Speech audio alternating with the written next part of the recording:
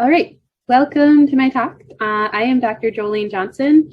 I teach in Minnesota. I will talk to you today about explicitly teaching of issues of diversity in a high school STEM class. So I did put my abstract in here just so that you know that. However, it's going to be easier if I just go over the overview of the talk. So first I'm going to talk about the motivation of why I introduced this unit to my students. I'll give you the context of both where I'm teaching and some of the classes that I did this in. I'll give you an overview of the planned unit and the sources of some of the materials that I use. I'll talk about the community reaction, including the administrative reaction, and then how the unit changed in response to both that and some issues with COVID. I'll give you some examples of student work and reactions, and then finally I'll talk about what I learned and lessons for future adaptations. All right, so the motivation for my unit, there's a lot of things that have happened in my life that have made me want to focus on women in physics and minorities in physics. So I am a Step Up lead ambassador. So Step Up is a program that's run through APT out of Florida International University. And the goal is to increase the number of women majoring in physics. So it's 50%. We focus on high school classrooms. I'm the lead ambassador, so I've been training people for that for 3 years. I also live in North Minneapolis, and Minneapolis has been the epicenter of a lot of issues around race with the murder of George Floyd last May. You can see that's a picture from some protests at our state capitol. And then just looking at the statistics of different minority groups in physics, this particular one that I pulled out here is the number of bachelor's degrees awarded or earned by African Americans in physical science fields between 2005 and 2015. And one of the things that people always say is the world's getting better, right? There's more minorities and there's more women going into these fields, and slowly over time it will just improve. But a lot of the statistics don't bear that out. So in this particular case, there's only a 4% gain in the number of African Americans earning degrees in physics. So it's not actually getting much better very quickly. And then finally, this is actually the reason that I ended up coming to teach high school, or one of the reasons I came to teach high school after teaching college. There was a Supreme Court case on affirmative action that actually had nothing to do with physics, but during the oral arguments for that, John Roberts asked, what unique perspective does a minority student bring to a physics class? And there is a lot of outrage around that in the physics community, and I felt very moved to start addressing that in my classrooms, because I feel like if you are asking that question, then that's not great. Just by asking that question, that indicates some problems. So a little bit about me, because this will be important as you think about how I set up this unit. So I do have a PhD in physics. I did biophysics research as my PhD. Related to that, I was the only female in the state of Minnesota to get a physics PhD in 2012. There are a few, if not no, minorities in any of my classes. In fact, it was international students or mostly white males from the US. That really shaped how I viewed physics. So I went into that thinking I was going to be a physics researcher, but as my experiences kind of showed me what it was like to work in physics, I knew that I wanted to do something to address that. I spent 6 years as a college professor. I do still teach some college classes, including this summer. I do live in North Minneapolis, which is the most diverse community in Minnesota. Our neighborhood has a huge equity focus, which has really allowed me to interact with a lot of people from different paths in life and see how their educational experiences shape them. As I said, I'm also a Step Up lead ambassador. I've taught in Minneapolis public schools. This particular talk is about what I did in Spring Lake Park Public Schools, which is a suburb. And then next year, I'm going to be teaching in Osseo and an online high school, which is a different suburb. One of the main things that I want to point out about this, though, is that I do have a strong identity as a physicist. In fact, I see myself as a physicist first and an educator second. And so that really influences how I bring this into the classroom and how I can share my experiences with students. And I know not every physics teacher strongly identifies as being a physicist, and that can influence how you would do these units. All right, so Spring Lake Park High School is where I taught these units in the last year. It is not really an inner ring or an outer ring suburb, it's sort of in between. So here's Minneapolis down here. Here's where the high school is, kind of towards the outside. It's a very nice high school. We do put a lot of resources into education. It has a lot of great facilities, including a fabrication lab that I taught in. It is 43% minority. However, my classes were much lower than that just due to their STEM classes, so how students get placed in, but also some strange things that happened with COVID and how students got placed into both in-person and online classes.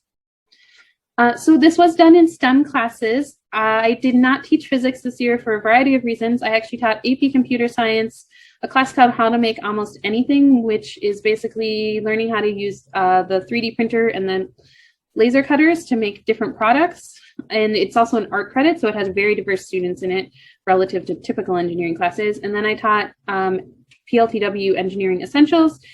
Over the year, we went between hybrid, full online, and then in person. In my classes, actually, all of them had a mix of all of those all the time. So I was teaching both online students and students in person at the same time. And then all students had to wear masks and be socially distanced, although these kids were not doing a great job socially distanced, but this is showing them in our fabrication lab. So the unit that I had planned to do was going to be more than 2 weeks. It would be over the course of the year, with the majority of it being towards the end of the year. The careers in physics unit and the STEM unit takes about 3 days in the fall and winter. The diversity in physics unit, which is also the women in physics unit, takes about 2 weeks. I had planned to do it around the time of the Chauvin trial because I thought that was a nice way to bring current events in and allow students to talk about those things in a classroom where they normally wouldn't get that experience. That didn't happen. I'll explain why in a second. And then this is just showing some of the things that are part of the unit. So looking at who physicists traditionally are, thinking about physics careers, and then also looking at the degrees awarded to minorities in different fields. So physics is pretty bad, but also engineering is not great, and computer science isn't even that great, which is this classes I was teaching. So the diversity unit as planned, like I said, it's the longest out of the group of those units. What was planned to do was we are going to have a little discussion about who does physics. So looking at both historical women and minorities in physics, so Jocelyn Bell Burnell, Lisa Meitner, and then also comparing them to current profiles of physicists and thinking about what sort of barriers they did and didn't face. We're going to talk about statistics on women in physics internationally as well as locally. We're going to talk about the Supreme Court case that I mentioned before and look at some of the writing that came out of that, and along with the reactions. Do lots of statistics on underrepresented minorities in physics, most of that from APS. You can see an example of that in the corner here. Then we're going to read some social science research on diversity and discrimination, so looking at things like implicit bias in discrimination and all sorts of things related to that. The most controversial part was watching Jim Crow of the North, which is a local documentary produced by our PBS station. It goes over redlining and the history of racial segregation in the Twin Cities area, and then along with how that has affected the current distribution of people and resources. And then after that, I was going to have the students do research on the STEM course offerings and compare them to the redlined areas. So where were the redline areas and what sort of courses are offered there in STEM? I had done this research in the past, and you can actually see significant differences. So the areas that were redlined have fewer STEM classes and not as high level. And then the further you got from that, or the more white the area is, of course, the more STEM classes were offered in the more AP and IB and college courses. And then the culminating thing is an essay on diversity in physics, talking about does discrimination exist, is physics diverse, and what can we do to make it more diverse. The sources, materials for this unit much of it came from Step Up, so you can download that full thing here, the full curriculum along with all the teacher guides and everything. There's also training available, and I can even help lead some of that if you are interested in doing this in your district. You can feel free to contact me. This is the link for that. And then I did take stuff from the Underrepresentation curriculum. There are all sorts of relevant lessons in STEM and lots of different areas of diversity, and this is the link for that. So the reaction to this unit is not at all what I expected. I had taught this previously in Minneapolis public schools where my students were 85% minority. I actually had very few white students. I had an inkling that this was going to be a different environment, so I actually had emailed the principal in advance and said, I would like to do this, just want to make sure there won't be any problems. That led to a whole conversation where I had to have a meeting with the curriculum lead for our school and the principal, and they explained some issues with the culture of the school and some potential issues around. There's some parent groups who have learned that critical race theory is not something that should be taught in schools, and They get very upset around some of things like that. And also, I learned around when I was planning to do this unit that there were some students who were driving around the student parking lot with Blue Lives Matter flags right around the time of the Chauvin verdict, and intimidating students. So there's some issues around that. I had asked about doing parent permission slips so that parents would know what's coming. That was decided against because we didn't want to give parents a veto, basically, of having their students do it or not do it. In the end, most of the unit was okay, but I did have to meet with the curriculum lead, and also it was asked that I moved it to the very end of the year and make sure that I know my students really well, because it could be controversial. And then also I was told that I need to make sure that I'm focusing on the facts and let the students make the conclusions. So, for example, presenting them data on underrepresented minorities in physics and not saying like there is discrimination, but letting them make that conclusion, which is really how you want to teach science anyway, and aligns pretty well with the next generation science standards. But I just knew that I had to be careful about how that was all presented. So how did the unit change? It did change both because of COVID and some issues around timing and stuff that happened at the end of the year, and also in reaction to some of the issues that were brought up.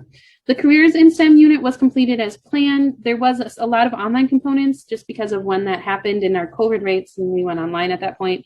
The women in physics was mostly completed as planned. I ended up not doing that in the how to make almost anything class. And the diversity in physics is the one that was shortened, and the most controversial section was removed. So I removed all that connection to local issues, which I didn't want to do, but I felt like I had to. I think it is important for students to see that it does happen in our community, but it was going to be too controversial. And then I did focus less on explicit discrimination and more on just presenting facts. So the first part of the unit was just talking about my STEM story. This was done with all the classes at various points. So in engineering and computer science, this was done towards the beginning of the year. In how to make almost anything, it was actually part of their final reflection.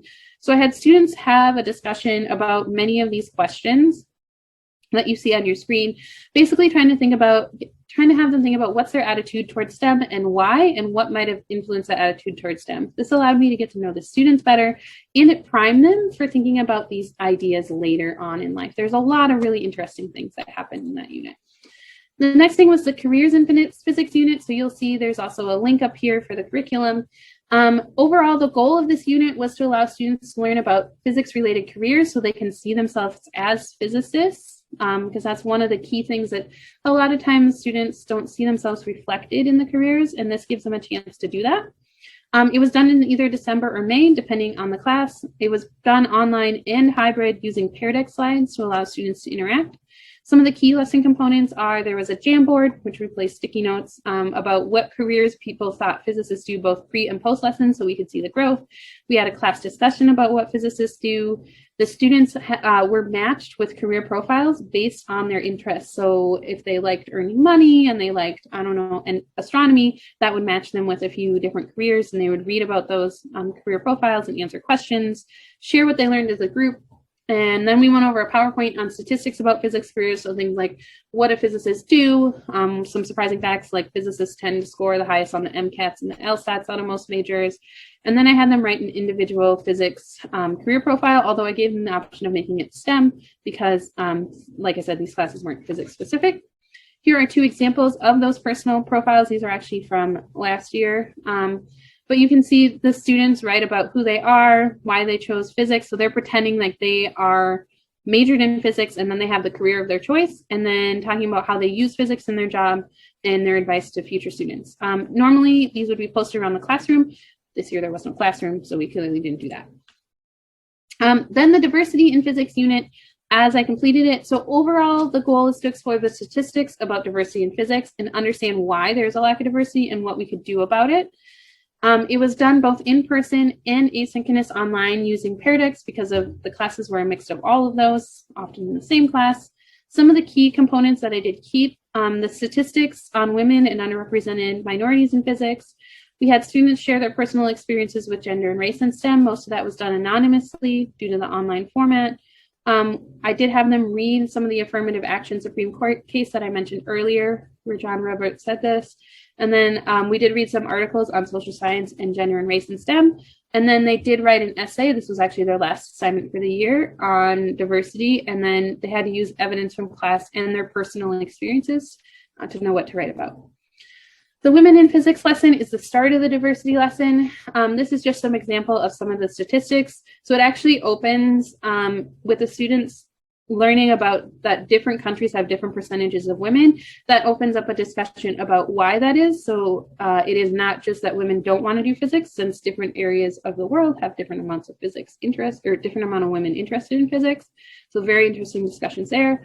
And then also this is the data for different STEM fields. So it's not just that women don't want to do STEM, it's that women don't want to or aren't allowed to do physics and engineering in particular. So confronting some of that evidence and also spending quite a bit of time learning to read graphs and what they mean. We then talked about some articles around issues of diversity in physics and STEM. So both implicit bias, stereotypes, all those sorts of things. I think there's about 6 articles I had them look at. We didn't read the full article. I would just pull out one of the key graphs along with the abstract and have them think about what that meant and how that might influence the diversity in physics or lack of diversity in physics. And then they use that information that they had gathered in class and learning from their classmates' experience to write this 1-page essay. It was actually graded as a quiz. So it wasn't worth a lot of points, but enough points that encourage everyone to do well on it. And there's a rubric attached here. So the things they were writing about, they could choose any or all of this. So they could focus on women or minorities or both and think about, are they underrepresented? And then, do you believe society discourages women and minorities from being interested in physics careers or related careers? And then why or why not? And if so what do you think could be done to reduce the effect of this discouragement? So students wrote some very interesting essays in response to this. In general, they took this pretty seriously and it was a good job. Student reactions to the material. So the My STEM story was very illuminating because, again, these classes are not physics classes, and the How to Make Almost Anything class is actually an art credit. So, and because of how COVID placed students, these students didn't necessarily elect this class. They were sometimes placed in that because they needed an art credit and then one that worked online. So there's a lot of negative experiences around STEM. That was interesting to read. I also learned, interestingly, that the engineering teacher that I taught with, she thought that she would never be able to be an engineer. She was told that she was bad at spatial reasoning and should pick something else. But now she's actually an engineering teacher, even though she went all the way through school with no one ever encouraging her to do that. So that was really interesting, and she shared that experience, which was powerful with the class. We also talked about the careers in physics, or in the careers in physics unit. A lot of the students didn't have any idea how diverse physics careers are, and many of the students said that they would consider taking physics, but they had been told not to by their counselor because it was either too hard or might ruin their GPA or not needed for college, all sorts of things like that. And so I had a really interesting discussion with one of the curriculum leads who brought this back to the counselors to see what sorts of information students are getting and why a lot of them had that reaction that didn't want to take physics. But good news is many of them are now going to take physics because they find it more interesting. The student reaction to the diversity unit. So first of all, this was a very challenging unit just because of the classroom culture. So being hybrid online, COVID, kids were getting COVID, lots of strange things were going into this. So we didn't have as strong a culture of discussion as I would have liked. However, we still had a wide range of student responses. Interestingly, many of the students did not see a need for increasing the number of minority students in physics. My classes were overwhelmingly white males. In fact, my computer science class, I believe, was something like 90% white males. And it was just interesting to see their reaction to both the Supreme Court and some of the other things we looked at, where they just were kind of like, well, if people want to do physics, they can do physics. So those reactions were interesting to me. Interestingly as well, the minority students often were very quiet in class, but they wrote very moving essays on diversity and shared their experiences with their classmates. And I was very impressed with what they took away from the unit, along with how this influenced if they're thinking about physics or engineering. The unit did seem to increase the minority student self-efficacy in physics, so they saw themselves more as physics and more able to do physics and engineering. Of course, this would need more research, and it was a very small sample size, but I was very encouraged from what I saw. So a couple of things that I learned for the future adaptations. So I need to engage earlier with school admin, especially in suburbs where there's a wide range of reactions from students and parents, making sure that I'm getting the messaging right and that I'm fully supported. I need to work on creating a better platform for students to share their experiences in an online environment that's both interactive but supportive for students to share. I have to think about how to make the unit more relevant to white male students, and maybe presenting data in a different way or having some different readings might help with that. I'd like to spread the unit out more over the year. It is difficult with the AP schedule, and I am teaching AP Physics next year, so I sympathize with all of you who are thinking that, but I think you get to know your students a lot better, and it has a lot of good discussions. And then I learned it's really useful to do this in non-physics specific classes because it encouraged more students to think about physics and also gave me access to different students who might not have otherwise taken a physics class, but now are thinking about physics. So that was a very short introduction. I am looking forward to talking to you guys during the discussion for the conference. If you have any questions, you can find my email right here. I also want to thank the Step Up curriculum and everyone involved with that, the Underrepresentation curriculum, along with all my colleagues and students who contributed to the curriculum and making this unit work. Thank you.